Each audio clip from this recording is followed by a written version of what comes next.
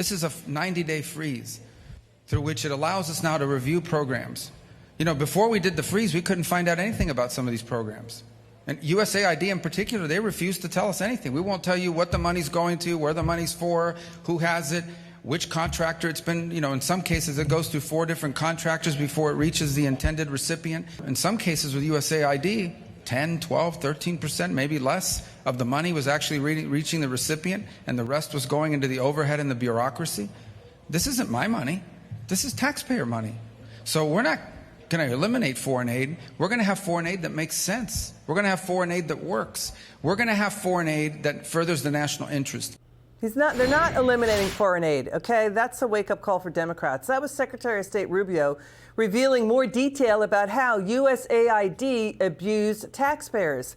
They spent about 90% of taxpayer money on overhead, the bureaucracy, not foreign aid. But we got new disturbing details out of a report from the Inspector General for USAID, warning that it was more than likely giving taxpayer money to groups overseas with links to terrorism.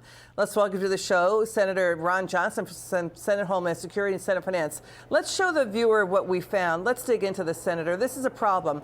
They don't vet the money, the IG warned, that they give to subcontractor groups overseas. No database tracking how they're giving out the money. No one's vetting it. One report suggests over $122 million of taxpayer money were funneled into groups aligned with Islamic terror organizations in Gaza, Syria, and Afghanistan. Senator, is that what you're hearing? Thanks for joining us tonight. We are, and let's face it, Elizabeth, this is just the tip of the iceberg.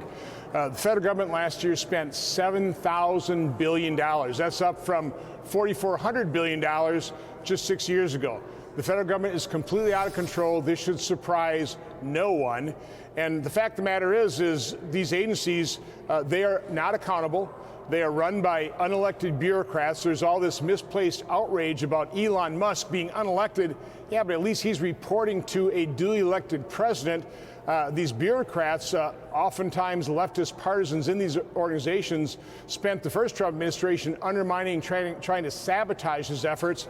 President Trump is trying to prevent that from happening now, and we are very quickly starting to see just, again, the tip of the iceberg of the waste, fraud, abuse, these funds being misspent. Are any Democrats talking about what the USAID Inspector General warned? So we're seeing a quarter of their program funds, about $8 billion, goes through international organizations like the UN.